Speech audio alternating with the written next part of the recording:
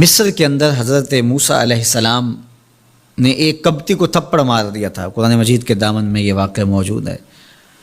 تو آپ کی جلالت اور آپ کے زور کی تاب نہ لاتے ہوئے وہ وہیں ڈھیر ہو گیا اور اس کی موت واقع ہو گئی۔ تو مصر کے حالات کشیدہ ہو گئے اور حضرت موسیٰ علیہ السلام کو مصر چھوڑنا پڑا۔ تو وہ شہر مدین کی جانب جا رہے تھے کہ راستے کے اندر ایک کنواں تھا، وہاں کچھ لوگ اپنے جانوروں کو پانی پلا رہے تھے۔ تو حضرت موسیٰ نے دیکھا کہ دو پردہ دار خواتین ہیں، وہ اپنے جانوروں کو ایک سمت لیے کھڑی ہیں۔ سمجھ گئے کہ مردوں کے ہجوم میں آنا نہیں چاہ رہی، ان کا حیا مانع ہے۔ تو آگے بڑھے اور ان کے جانور ہانکے اور ان کو سیراب کیا اور پھر ان کی جانب ہانک دیے۔ وہ واپس گئیں اور اپنے والد بزرگوار سے کہا کہ ایک سال نوجوان جس کی آنکھوں میں شرم و حیا تھا، اس نے ہمارے ساتھ یہ مہربانی کی۔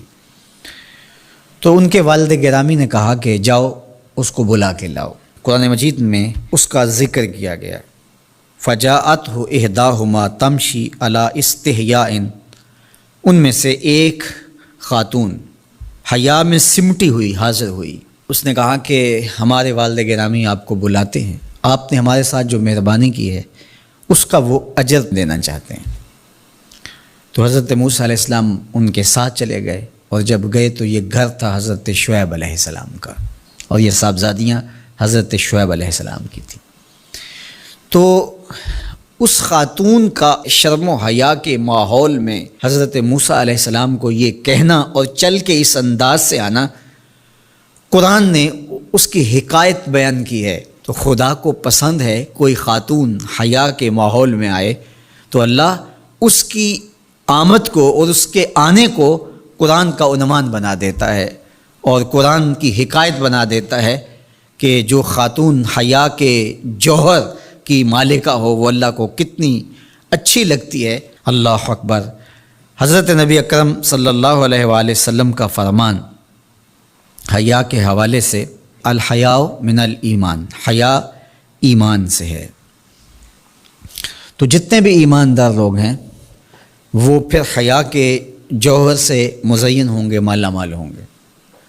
آپ دیکھ لیجئے سب سے بڑے ایماندار تو میرے اور آپ کے آقا و مولا ہیں، اور حضور کمواری لڑکی سے زیادہ حیادار تھے۔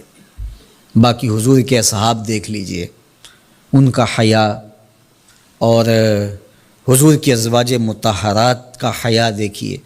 ام المومنین حضرت عائشہ رضی اللہ تعالی عنہا فرماتی ہیں کہ حضور کا جب وصال ہوا اور حضور میرے حجرے میں دفن ہوئے تو میں جب حضور کی قبر انور پہ جاتی تو معمولی چادر اوڑھ کے چلی جاتی، اس خیال سے کہ میرے شوہر ہیں۔ پھر حضرت ابوبکر صدیق رضی اللہ تعالیٰ عنہ کا وصال ہوا تو وہ بھی ساتھ دفن ہو گئے، تو میں پھر بھی اسی حالت میں جاتی اور میں سوچتی کہ ایک میرا شوہر ہے اور دوسرا میرا والد ہے۔ کہا پھر حضرت عمر رضی اللہ تعالیٰ عنہ کا انتقال ہوا اور وہ بھی ساتھ مدفون ہوئے۔ تو حضرت ام المومنین فرماتی ہیں کہ اب جب میں جاتی تو میرا جانے کا انداز مختلف تھا۔ فواللہ ما دخلت الا وانا مشدودۃ علی ثیابی حیاء من عمر۔ کہا اب جب بھی میں جاتی تو خوب اوڑھنی اوڑھ کے اور چادر لے کے جاتی، مجھے عمر سے حیا آتی۔ یہ ام المومنین کا انداز زندگی ہے۔ مخدرات اسلام کو اس سے سیکھنا چاہیے۔ جو قبر میں دفن ہیں ان سے بھی یہ حیا کریں، جو مومنوں کی ماں بھی لگتی ہیں۔ اور آج یہ دلائل دیے جائیں کہ پردہ تو جناب دل کا ہوتا ہے، چہرے کا پردہ تو نہیں ہے۔ باقی کسی کو اپنی آنکھ میں شرم پیدا کرنی چاہیے۔ عورت کو کیا ضرورت ہے کہ وہ اپنے آپ کو ڈھانپ کے رکھے۔ اب ام المومنین کا عمل یہ ہے کہ فرماتی ہیں کہ میں اپنے آپ کو خوب سمیٹ کے جاتی حیاء من عمر۔ عمر قبر میں ہیں لیکن ام المومنین فرماتی ہیں مجھے پھر بھی حیا آتی۔ اور حضرت سیدہ طیبہ طاہرہ حضرت فاطمہ تو زہرا رضی اللہ تعالی عنہا نے کہا کہ عورت کے لیے بہترین پردہ یہ ہے کہ اس کو کوئی غیر مرد نہ دیکھے اور وہ غیر مرد کو نہ دیکھے۔ تو جب یہ ہمارا دین ہمیں سکھاتا ہے اور حیا کا یہ سبق دیتا ہے، بڑوں سے حیا کرنے کی تلقین کی گئی، اللہ سے حیا کرنے کی، اس کے رسول سے حیا کرنے کی تلقین کی گئی۔ صحابہ فرماتے ہیں بعض اوقات ہم کچھ پوچھنا چاہتے ہوتے تھے اور حضور کے حیا کی وجہ سے ہم ایک عرصہ تک وہ بات نہیں پوچھ پاتے تھے۔